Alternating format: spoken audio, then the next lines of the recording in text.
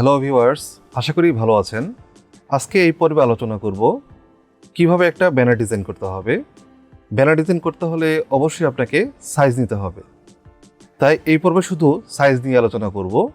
প্রথমে ফাইল মেনুতে যেতে হবে। এখানে নিউ অপশন দেখতে পাচ্ছেন, ক্লিক করতে হবে। এখানে নতুন একটি উইন্ডো আসছে আমাদের সামনে, নিউ উইন্ডো। এখানে দেখতে পাচ্ছেন কালার মোড। যদি আপনি প্রিন্টিং কাজ করতে চান তাহলে অবশ্যই এখান থেকে সিএমওয়াইকে সিলেক্ট করতে হবে, আর যদি ওয়েবসাইটের জন্য করতে চান তাহলে অবশ্যই আরজিবিতে সিলেক্ট করতে হবে। তারপর ওকে বাটনে ক্লিক করতে হবে।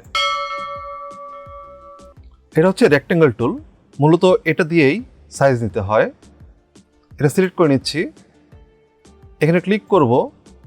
ধরে নিচ্ছি আমাদের ব্যানারটা 7 ফিট বাই 3 ফিট হবে, সেই ক্ষেত্রে 7 বারং 84 এবং 3 বারং 36। শুধু ওকেতে ক্লিক করতে হবে। কন্ট্রোল মাইনাস দিয়ে স্ক্রিনটাকে ছোট করে নিচ্ছি, অর্থাৎ ভিউটাকে। এই হচ্ছে আমাদের ব্যানার সাইজ। এখন যে কাজটা করতে হবে, আমরা সব সাইড থেকে 2 ইঞ্চি করে ছেড়ে দিব, অর্থাৎ ডানে বামে উপরে এবং নিচে। সেই ক্ষেত্রে অবজেক্টে যেতে হবে, প্যাথ, অফসেট প্যাথ, এখান থেকে -2, জাস্ট ওকেতে ক্লিক করতে হবে। এখানে দেখতে পাচ্ছেন একটা বক্স তৈরি হয়েছে আগের বক্স থেকে, মানে রেক্ট্যাঙ্গেল থেকে। আমরা এখান থেকে এই লাইনটাকে রেড করব এবং ফিলকে নান করব। ঠিক একইভাবে এই সাদা রেক্ট্যাঙ্গেলকে কালার করে নিব। আপাতত একটা কালার দিয়ে রাখছি, যে কোনো একটা কালার, আর স্ট্রোকটাকে নান করে নিচ্ছি। আমাদের যত প্রয়োজনীয় এলিমেন্ট আছে, যেমন লেখা, ছবি বা ব্যাকগ্রাউন্ডের কিছু ইউনিক অংশ থাকতে পারে যেগুলো যাতে কাটা না পড়ে সেদিকে খেয়াল রাখতে হয়। এই জন্য এই লাল অংশের বাইরে যাতে না যায়। অনেক সময় দেখা যায় যে ব্যানারকে মাউন্টিং করার প্রয়োজন পড়ে, সেই জন্য এই লাইনটা নেওয়াই ভালো। তাহলে এর বাইরে কোনো কিছু আমরা সেট করব না। এখন উল্লেখযোগ্য বিষয় হচ্ছে, আমরা ইলাস্ট্রেটরে যখন কাজ করি কিছু কিছু স্পেশাল এফেক্ট আমরা প্রয়োগ করি, যার ফলে একটি ফাইলের ওজন অনেক ভারী হয়ে যায়। যদি আমাদের কম্পিউটারের লো হয়ে থাকে সেক্ষেত্রে দেখা যায় যে ঠিকমতো কাজ করবে না, খুব স্লো কাজ করবে।